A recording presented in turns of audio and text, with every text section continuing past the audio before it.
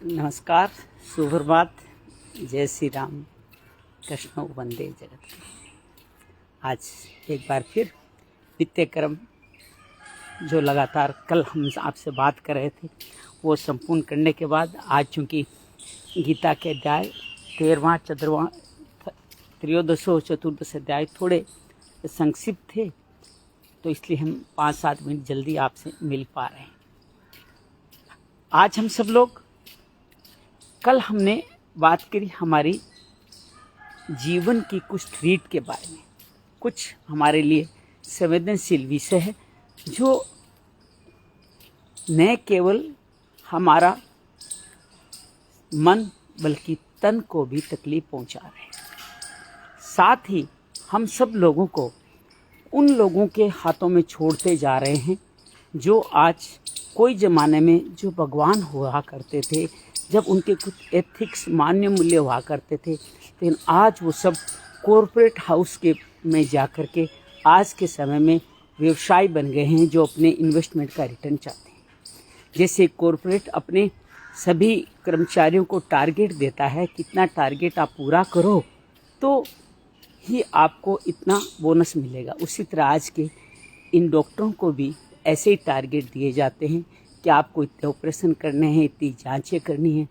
और अब इंश्योरेंस के साथ मिलकर के खेल इतना गहरा हो गया है कि हम इस जंजाल में इस तरह से फंस गए हैं कि इससे बाहर ही नहीं निकल पा रहे। तो ये हर तरफ से एक व्यवसायिक जाल जंजाल सा बन गया है, चक्रव्यूह सा बन गया है, जिसके अंदर हम पूर्ण रूप से उलझ से गए हैं। जब हम समय बिताते हैं अपने परिवार के साथ तो बहुत ऊर्जा पाते हैं। कोई ज़माना था जब कथा सुनते थे, संतों के पास जाते थे, घर के बुजुर्गों के पास बैठते थे, आसपास के दोस्तों के साथ बैठ के बहुत सारी मस्ती के। मुझे याद है मैं ब्यावर पढ़ता था तो मेरे भाई साहब, उस ज़माने में टीवी भी बहुत लिमिटेड नहीं कैसा होता, ब्लैक एंड वाइट टीवी होता, कोई लंबा चौड़ा देखते भी नहीं थे, था भी नहीं, सन 85-86 की बात है। तो हम सब लोग शाम को किसी न किसी दोस्त के घर जाया करते थे, तो वहाँ जाकर के बस बातें करी, खाना वाने के बाद नहीं, कॉफ़ी पी, मस्ती करी, बातचीत करके आ गए। शाम को समय होता था सबके पास कि कुछ देर साथ बिता सके, लेकिन आज तो समय परिवार के पास भी नहीं रह गए, क्योंकि आपके समय को चुरा लिया गया है, आपको जाने अनजाने दासत्व में धकेल दिया गया है, आपको अपना कर्मचारी बना लिया गया है। आप उसी जंजाल में बसे हुए हैं। इस जंजाल को काटने के लिए आपको हमारी रूट की ओर, अपने भारतीय परंपराओं की तरफ आना पड़ेगा। हमारे योग, आसन, ध्यान, उपवास और इन सब चीज़ों को जीवन में लाना होगा। नहीं तो ये कड़ियाँ, ये जंजीरें इतनी कड़ी होती चली जाएगी कि आपको जो दिखाया जा रहा है वही आप खरीदने वाले हैं, वही आपके दिमाग में बैठेगा, चाहे खान पान की बात हो, चाहे अन्य कोई किसी तरह की बात हो। और इस सारे व्यवसायिक खान पान के माध्यम से धीरे धीरे आप बीमारियों का केंद्र बनने वाले हैं, उसके माध्यम से भी एक और नए जंजाल में फंस जाने वाले हैं। तो आज हम बात कर रहे थे किस तरह सोशल मीडिया से हम बचने का कार्य कर सकते हैं, कैसे अपनी दिनचर्या व्यक्त करें। कल हमने इस बारे में बात की। सोशल मीडिया के थ्रेट और बहुत सारे हैं। इन समस्याओं का समाधान सिर्फ इतना ही है कि हम सब लोग अपने आप को सीमित जीवन जिएं, अपने पुस्तकों के पास जाएं, अपने परिवार के पास जाएं, प्रकृति के पास जाएं, साथ में मिलने जुलने का समय निकालें, तभी हम जीवन अच्छी तरह से बिता पाएंगे। साथियों, सोशल मीडिया जिस तरह का आज की डेट में अब बात आती है, सोशल मीडिया तो है, जीवन में रहेगी, मैं भी तो आपके उसी माध्यम से बात कर रहा हूँ। तो फिर कैसा एक प्लानिंग करें कि इसे सोशल मीडिया से हम लोग संतुलित तरीके से इसका फ़ायदा तो ले पाएँ, लेकिन इसका जीवन में नुकसान न हो। जी हाँ, कोई बीच का रास्ता तो होना ही चाहिए जिसके माध्यम से काम करें। एक एक करके बात करते हैं। जैसे बात करते हैं व्हाट्सएप की, आप बहुत सारे दोस्तों के साथ, बहुत सारे व्यावसायिक और बहुत सारे अनेक ग्रुपों में जुड़े होते हैं और लोग आपको जोड़ते भी चले जाते हैं। आजकल तो ये व्यवसाय का केंद्र भी बन गया, जितने ग्रुपों में जोड़ोगे उतना आपको ग्राहक के तौर पर परोसा जाएगा कुछ न कुछ सामग्री। लेकिन साथियों, आप इसमें भी अपने आप को मेंटेन कर सकते हैं। आप अपने व्हाट्सएप ग्रुपों का नोटिफिकेशन बंद रख सकते हैं। कुछ को आप आर्काइव में डाल सकते हैं जिससे आपको दिखेंगे नहीं, वो चलते रहेंगे। आप उस ग्रुप को छोड़ा भी नहीं है, नोटिफिकेशन में नहीं है, कुछ करने की जरूरत नहीं, आप डिस्टर्ब होने की जरूरत है। तो आप जो चल रहा है उसको चलने दीजिए, बस उनका नोटिफिकेशन बंद कीजिए, तो आप बहुत सुंदर तरीके से अपने आप को व्हाट्सएप से बचा करेंगे। अब बात आती है हमारे जरूरत के जितने लोग हैं, व्यवसाय के बिजनेस हैं, उनका नोटिफिकेशन ऑन रख सकते हैं। उनकी सूचना आएगी, परिवार और व्यवसाय के कुछ व्यक्तियों का या कुछ खास दोस्तों का उनकी नोटिफिकेशन आपको मिल जाया करेंगे। बाकी चीज़ों को आपको बार बार देखेंगे। जो लोग फॉरवर्डेड सामग्री ग्रुपों में डालते हैं उनको देखने की कतई आवश्यकता नहीं है, उनकी ज़रूरत नहीं है उस फॉरवर्डेड सामग्री को देखने की। तो इस तरह से आप व्हाट्सएप पे अपना सदुपयोग कर सकते हैं। उन ग्रुपों को भी आप जिनमें बने हुए हैं उनमें बने इसलिए रहें कि समय आने पर उनका भी आप भी सदुपयोग कर सकते हैं। उन ग्रुपों के साथियों के साथ कोई सामग्री आपने कोई अपनी जानकारी बांटनी हो तो आप शेयर भी कर सकते हो। तो ग्रुप में बने रहना आवश्यक है, बस उससे प्रभावित न हो, नोटिफिकेशन बंद करके आप ये कार्य बहुत सुंदर कर सकते हैं। अब बात आती है क्या व्हाट्सएप के उन ग्रुपों को कभी देखे ही नहीं देखें तो कैसे काम चलेगा। दिन में निश्चित समय निश्चित कर लीजिए कि मुझे ये समय निश्चित, और सुबह मॉर्निंग का तो नहीं होना चाहिए। दोपहर के समय जब ऊर्जा थोड़ी कम हो रही हो, झपकी सी आ रही हो, या शाम को घर आने के भोजन के तुरंत बाद, या ऐसा कुछ समय निश्चित कर ले कि 15-15 मिनट तक मैं सारे एक बार निगाह मार लूँगा आज दिन भर में व्हाट्सएप में क्या हुआ है। तो ये आप काम फेसबुक के साथ भी कर सकते हैं। फेसबुक में भी आप इस कार्य को अपना सकते हैं कि मुझे फेसबुक में इतना ही समय देना है। हर वक्त नोटिफिकेशन की चिंता नहीं करें, नोटिफिकेशन उसका भी बंद रख सकते हैं, बंद रखना ही चाहिए। और जब आपका निश्चित समय हो उसके दौरान जल्दी से आपने देखा और चला गया, दिन भर नहीं चलाया। क्यों दिन भर देखोगे तो ये आपका एड आने। एक और तरीका है, आप सीधे अपने फ्रेंड्स को ही देखें जा करके। जब आप फ्रेंड्स के थ्रू जाएंगे तो आपको विज्ञापन नहीं दिखाई देंगे और आप अपनी निश्चित जानकारी चाहते हैं वही जानकारी ले पाएँ। जिनको आप फॉलो कर रहे हैं, जिनको आप चाहते हैं उन्होंने आज क्या किया है, जैसे मान लो मैंने आज वीडियो डाला, आप जानते हो नहीं श्याम ठीक करता है, इसका वीडियो देखना चाहिए, तो सीधा उसके यहाँ जाइए और उसी का जो भी बात लिखी है वो देख करके आगे बढ़ जाइए। इसी तरह आप ट्विटर की बात करें, अपनी मेल जो हमारी व्यावसायिक मेल, तो उनका भी एक निश्चित समय रखें कि इस समय में आपको मेल खोलनी है, मेल अटेंड करनी है, इसके जवाब देने। बहुत सारे मेल के जवाब ऑटोमेटिक भी कर सकते हैं ताकि दूसरों को पता चल जाए आपकी मेल चली गई है। हर मेल का जवाब देना जरूरी नहीं होता है। आप बहुत सारे मेल्स में भी अनसब्सक्राइब का बटन दबा के देख सकते हैं। कितनी सारी मेल आपको एक्स्ट्रा आती है, उनको आप हटा दीजिएगा। धीरे धीरे आपका नहीं तो मेल बॉक्स गूगल ड्राइव से इतना भरने लग जाएगा, फिर गूगल आपको मजबूर करेगा कि आप 50, 100, 150 रुपये महीने के देख के उनसे आप क्लाउड का स्टोरेज खरीदें। तो ये सब ट्विटर वगैरह इन सब में भी यही कार्य हम लोग कर सकते हैं।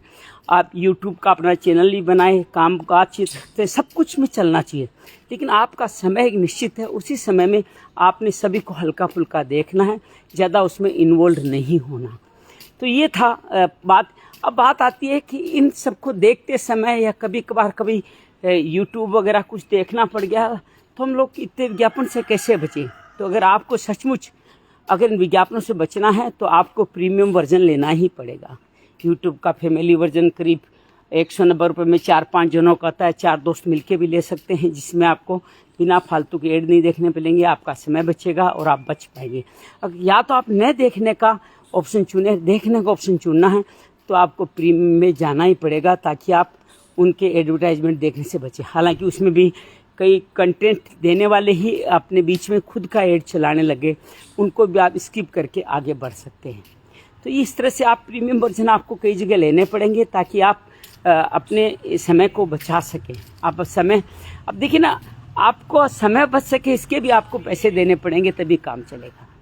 लेकिन आज मैं बात एक और गंभीर विषय की ओर करना चाहता हूँ जिससे हमारे आचार विचार व्यवहार बोल चाल को इतना बदल दिया है कि बहुत सारी चीज़ें जो एबनॉर्मल होती थी आज वो सामान्य लगने लगी है। वो है OTT। कोई समय था जब हम लोग टीवी पे भी देखा करते थे, तो हर चीज़ ऐसी होती जो हम सबके साथ मिलके बैठ देख सकते थे, पारिवारिक होती थी, सरकार का पूरा नियंत्रण होता था। फिल्मों में भी सेंसर बोर्ड है, उस पर भी नियंत्रण लगा हुआ है। लेकिन पता नहीं क्यों भारत सरकार अपने आप को इतना बेबस मानती है कि इन OTT जिसमें अधिकांश के मालिक इंडियन हैं और अधिकांश इंडिया में ही गाइड होते हैं उन पे अपना नियंत्रण नहीं बना पा रही है। जैसे मानो कोई विश्व स्तर पे एक समझौता हो गया हो कि इनको गंदगी फैलाने का लाइसेंस है। आज आप देख सकते हैं, जियो सिनेमा की बात करें, अभी हॉटस्टार भी उन्होंने खरीदा है, सोनी भी सोनी इंडिया की तरफ संचालित होता है, जी टीवी जी इंडिया की तरफ संचालित होता है, अमेजन का भी भारत में केंद्र है, नेटफ्लिक्स का भी केंद्र है। इनके अंदर खुलेआम जो भी प्रोग्राम दिखाए जाते हैं उनमें बहुत अपशब्दों का तो यूज किया ही जाता है खुलेआम, और कुछ ऐसे दृश्य भी दिखाए जाते हैं जो किसी देखने के लिए उचित नहीं है। अब घर में कोई फिल्टर लगा हुआ नहीं है, अपने टीवी में भी आप फिल्टर लगा सकते हैं कि ये नोटिफिकेशन बच्चों के लिए नहीं है, बच्चों को नहीं देखना, ऐसा भी आपको हर जगह करना चाहिए।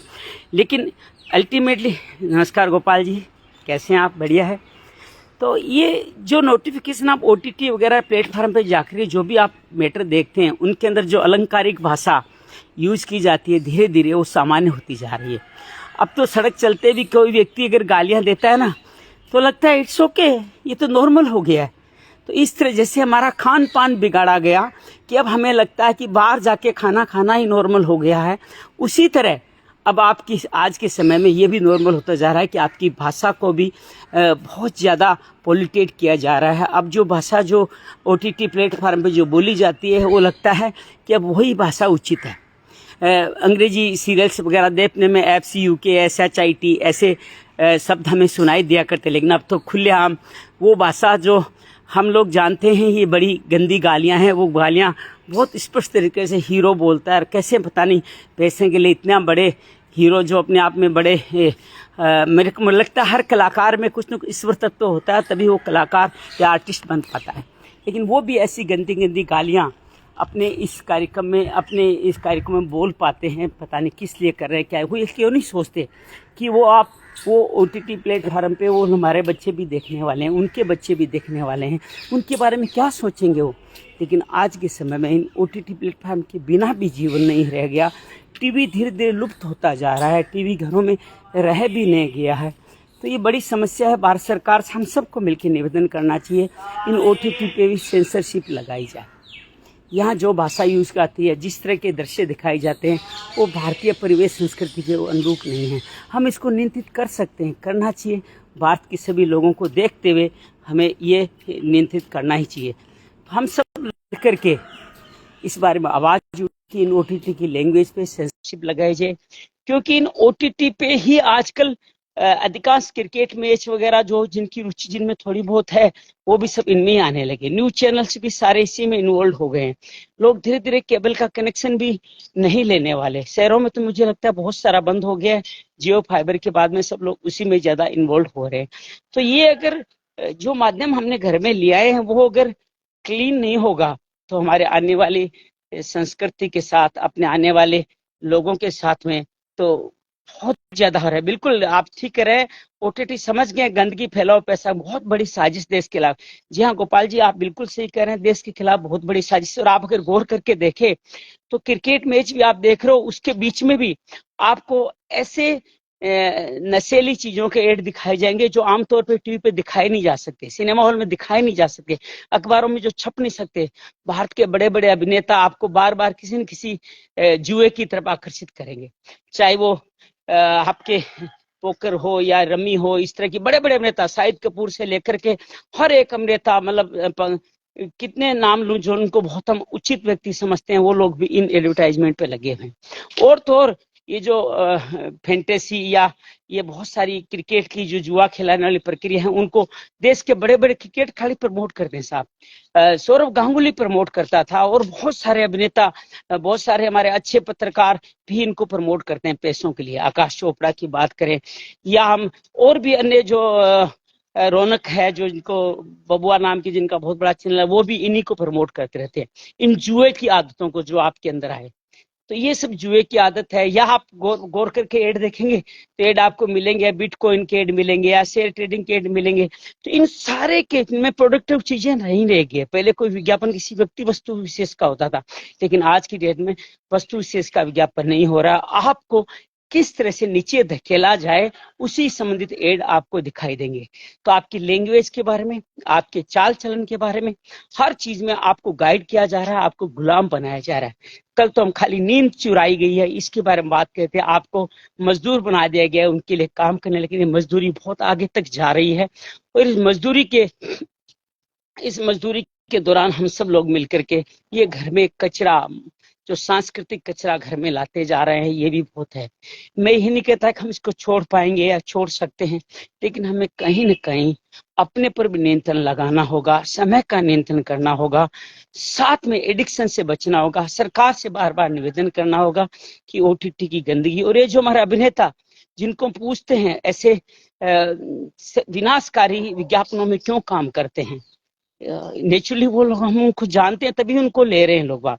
हमें इन लोगों के साथ मिलकर के इस बात को उठाना पड़ेगा कि हम जो ये विज्ञापन दिखा रहे हैं, जो आमतौर पे दिखाए नहीं जाने चाहिए, वो विज्ञापन ओटीटी में दिखाए जा रहे हैं। तो एक तो मैटर और उसके साथ ही विज्ञापन, दोनों ही बहुत ये हमारे लिए बड़ा तकलीफ का कारण बन गए हैं। तो मैं आप सबसे निवेदन करूंगा इसके खिलाफ आवाज उठाए और अपने घर में या तो इनसे बचें, इनका कनेक्शन नहीं लें, और लेना है तो आप अपने बच्चों को तो इससे बचाएं और अपना समय भी निश्चित कर दें, इतने समय ही देखना।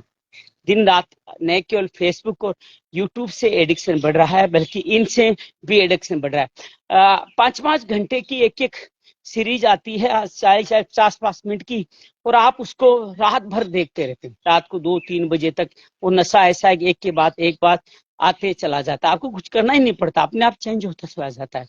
और आप उनमें दिखाए गए मैटर से गंदगी के द्वारा, और उनके साथ जो इवन क्रिकेट मैच में भी दिखाई दे रहे विज्ञापनों के द्वारा भी आप अपने परिवार में बहुत सारी परेशानियां लाते जा रहे हैं। तो हम सब लोगों को इससे बचना होगा। अगर ये नहीं बचे हम लोग, तो विश्वास कीजिएगा हमारा जीवन एक गुलाम की तरह इस तरह बीतेगा। वो जमाना चला गया जब कोई चंगेज खां आया था, या आपके मोहम्मद गजनी या गोरी आया था, या अंग्रेज आए थे, या मुगल आए थे, जिन्होंने हमें गुलाम बनाया था। अब गुलाम बनाने के लिए किसी सेना की जरूरत नहीं है साहब। अब आपको गुलाम बनाने के लिए ये सारे सोशल मीडिया और ओटीटी ऐप ही काफी हैं। इनके द्वारा ही आपको मानसिक रूप से गुलाम बनाया जा रहा है, और आप उनके गुलाम बन करके ही जीवन का कार्य कर पा रहे हैं। धीरे धीरे हमारी आने वाली पीढ़ी हमारे साथ नहीं रहेगी, अनेक तरह की प्रॉब्लम क्रिएट होगी। जनसंख्या, ये सब कारणों से बहुत सारा, विशेष तौर से सनातन धर्मावलंबियों या जैन धर्मावलंबियों या अदर देन पर्टिकुलर कास्ट धर्म के अलावा सभी लोगों में संतान की कमी होना भी एक कारण बनता जा रहा है। उसके पीछे भी ये कहीं न कहीं ये सारे मैसेज है जो आपको दिए जा रहे हैं।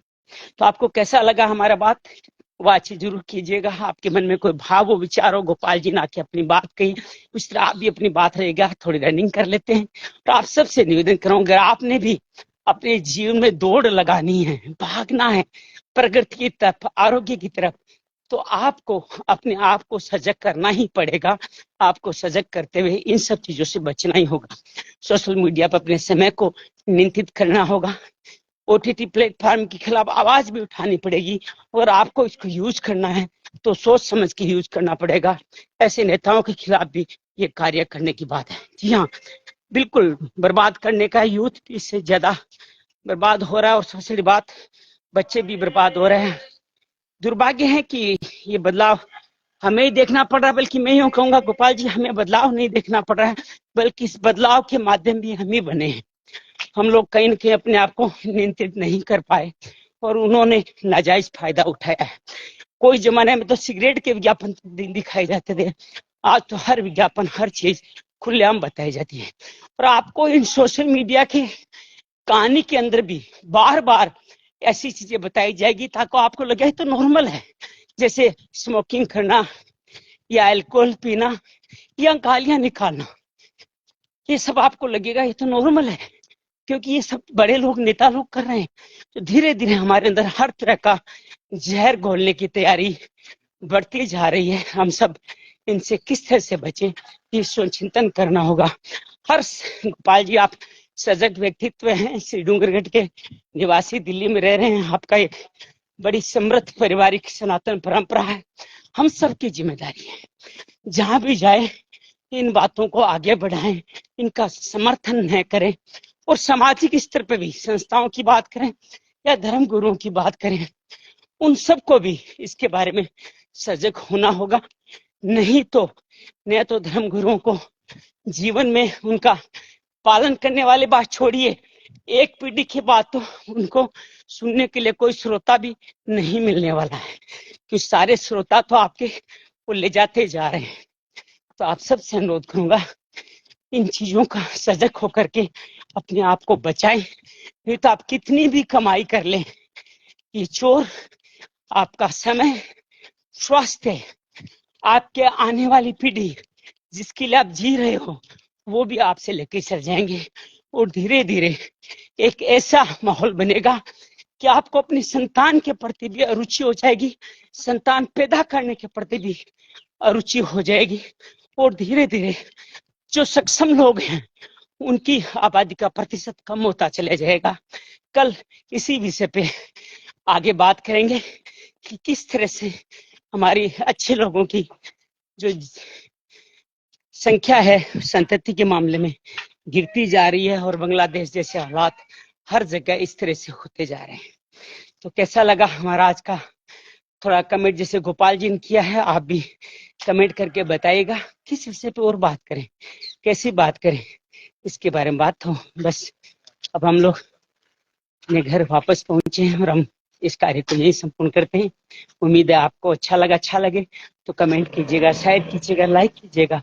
सात्विक गलत विचारों को फैलाने वाले बहुत लोग बैठे हैं, उनका पूरा एक तंत्र बन गया है, उनको फैला रहे हैं। क्या हम सब लोग भी जो अच्छे लोग हैं वो भी क्या अच्छी बातों को फैला सकते हैं, क्या अपने जीवन में आगे बढ़ा सकते हैं क्या? ये हमें प्रयास करना है। कौन जीतेगा ये हमें तय करना है, हम किसके पक्ष में खड़े हैं ये महत्वपूर्ण है। तो आपसे निवेदन है, इन बातों को उठाएं, कमेंट में लिखिए, अच्छी लगे बातें बताएं, ताकि ऐसे मैटर और ज्यादा आपके सामने करने की प्रेरणा मिले। मंगल हो, मंगल हो, मंगल हो।